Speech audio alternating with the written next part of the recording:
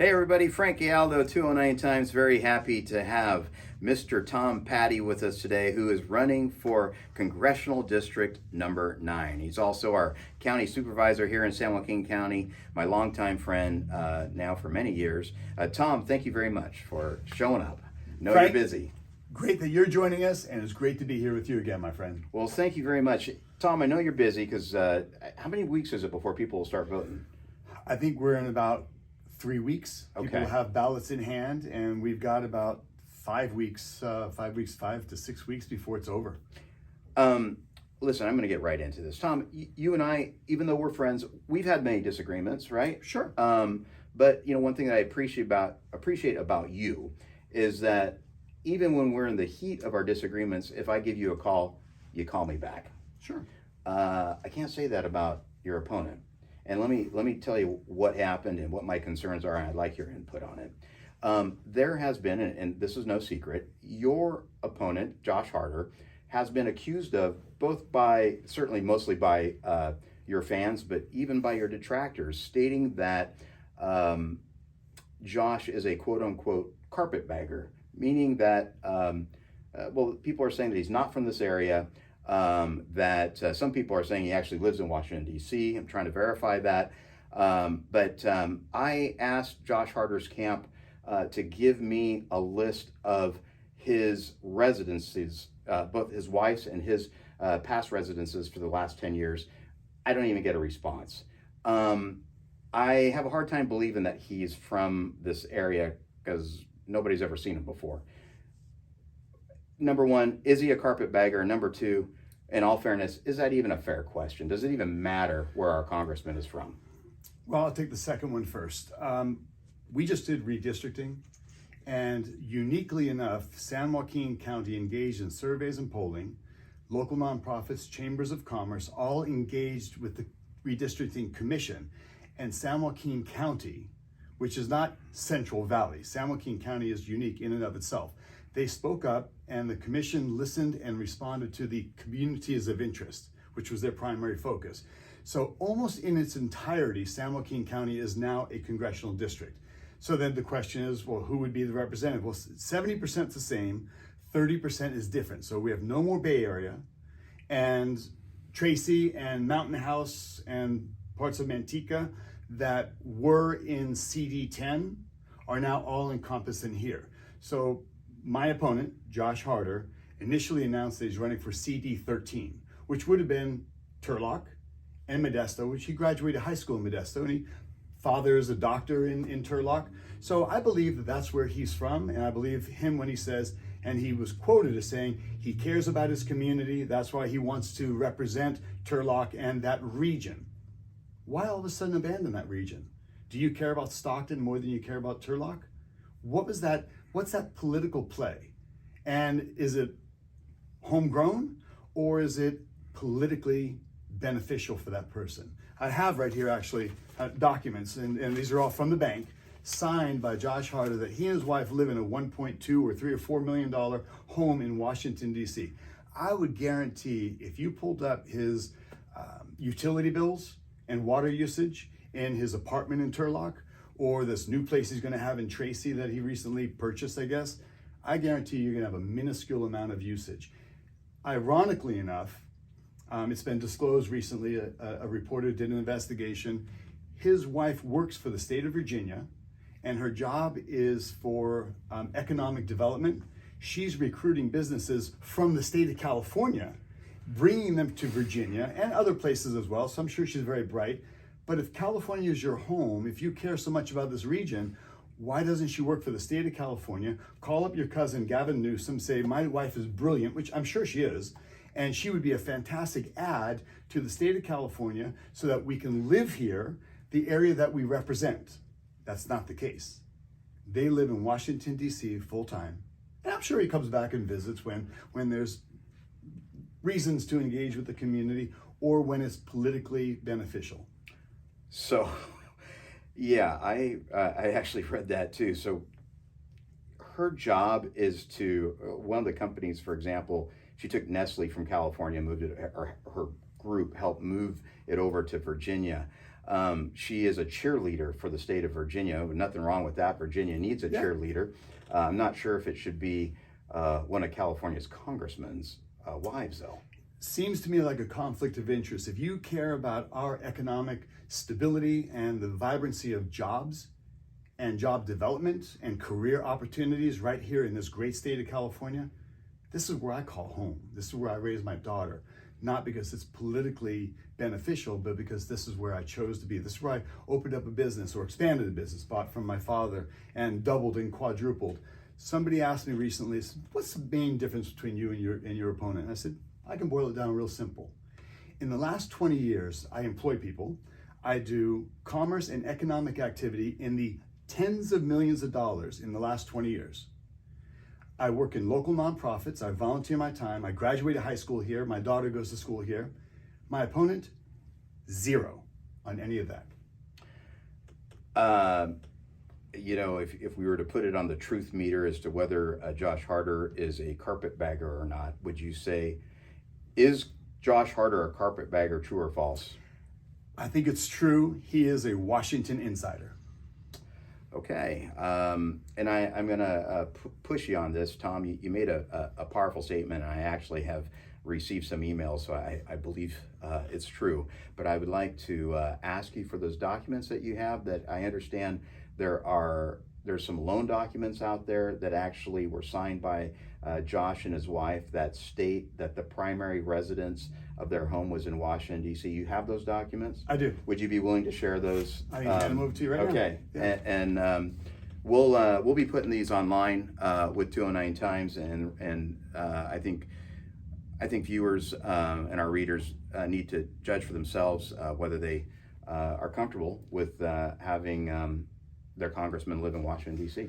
Well, and the bigger thing, Frank, here is if Josh Harder is perhaps being misleading, and by the way, he's got an $8 million campaign running against me, thanks to some sort of relationship he has with Nancy Pelosi, all of his Bay Area dollars that he's bringing over here. If he's willing to be misleading about facts, and you know, my mother and grandmother used to always say, the truth shall set you free. Yeah. In this instance, I think the truth would reveal that he's actually not from here, that this is really not his region. He's only here for political opportunity. And if he's willing to be misleading on facts about me, if he's willing to be misleading about his own residency and his own actual life that he chooses to live, what else is he willing to be misleading about? Well, that actually rolls into my next question. So I understand that there's actually some Democrats that told me that they were in support of Tom. I'm sorry, they were in support of Josh until Josh started with his campaign about you, a county supervisor, being responsible for the increase in gas prices and gas taxes, etc. I've seen countless commercials now, both sponsored Facebook ads, TV commercials, radio commercials, saying that you, County Supervisor Tom Patti, are the person who's responsible for our gas prices. That seems to be a nonsensical position to me, but can you walk us through? I know that there is an issue that you voted for something. Could you explain what that vote was? And because it's my understanding he's mischaracterizing actually what happened. Now, correct me if I'm wrong. You were in support of, there was a tax that was going to happen no matter what. Done. Right? Done. Okay, yeah. And you were trying to make sure that as much of that tax money would stay local as possible. Is that SB 1 was designed so that it would be a 50-50 split, half to the state and half to local city and counties for roads and infrastructure. Okay. And that tax was going to pass. It did, and it was signed by Governor Brown. In fact, 1 year later, it was ratified by voters of the state of California in the 2018 election by a 57 or 58% margin. So that's the law, period, end of story. What I made certain of, and when I spoke of, is that we brought that money back to the county. California State Association of Counties were in support, and basically of all 58 counties, we said, look, this is an opportunity for us to bring dollars into our cities and counties for infrastructure, dollars that we didn't have. And to this date, we brought tens of millions of dollars back into San Joaquin County for roads, projects, bridges, money that we wouldn't have had. And roads is part of our quality of life. So I spoke up and I said, and I knew it was going to pass. I had spoken with Kathleen Galgiani, our senator, and she said, it's a done deal. It's going to pass with the supermajority in Sacramento. So that's okay. Well, if it's going to pass, I want to make sure, and I'm on record stating in our board meeting that whatever is taken out of San Joaquin County by taxes should be coming back to San Joaquin County, since this tax is a foregone conclusion. So, Tom, your opponent, that's not what he's saying. What he's saying is that you, a county supervisor, are responsible for our increase in high gas taxes, and that we cannot afford pay more Patti. So, Frank, here's what it is. This is the old bait and switch or deflect, project, attack. The reality is the pennies he's talking about pale in comparison to the dollars that we're all paying at the pump. When gas was up to $6.50 a gallon, that had nothing to do with the taxes, the 20 cents. It was a 12-cent tax and a 5-cent and 3% escalator. So those little pennies on the dollar of that percentage pale in comparison to the dollars that the taxes went up, the cost for gasoline. That's based on the actions and the war on energy we have right now. And when you have an agenda that demonizes gas, when you shut down a pipeline, Keystone, when you suspend the fracking leases on federal land, which President Biden said he wouldn't do, he did it immediately. When you curtail and you penalize and you charge extra fees, doubling fees for oil production and refinery, that's why your gas went up as high as it did. Had nothing to do with state taxes. So, and when he calls for suspending state taxes, it's a minuscule amount of, okay, suspend 40 cents off the dollar. Does that take your $6 or your $5.60 gas? It brings it down to $5.10. Does that make it affordable? We should have oil exploration. We should be utilizing our natural resources. We should have energy independence, and we can build towards a menu of energy, but we should not have a war on energy. That's economic stability, that's national safety and security. And if you take that away, you're going to be putting your communities and America into extreme peril. So this is what I heard. I heard that that Harder's handlers, they knew that he had real exposure in the very issue of the higher gas prices, that people were going to be upset with Washington insiders because the public is upset about high gas prices. Yeah. And it seems like the response to that was for him to do a multi-million-dollar campaign saying that a county supervisor is responsible for our high gas taxes. Yeah, and it's disingenuous. It's, again, deflect, project, attack. And when you have $8 million, you can keep repeating it. And they say if you say a lie often enough, you start to believe it to be true. So he probably sincerely thinks that he can pin this on me without looking in the mirror and accepting the responsibility. When somebody votes 100% of the time exactly how Nancy Pelosi says to vote, and you follow America and you bring it over the cliff, look at inflation. We are talking about thousands of dollars. Look at your groceries. Look at the rarity of baby formula. How did all this happen? Mismanagement in Washington. Look at the last 2 years alone. I mean, Ronald Reagan said it best. Are you better off today than you were just 2 years ago? Look at inflation. Look at crime. Look at the fentanyl death rate that's going up and escalating. As a government representative, the single most important factor is public health and safety.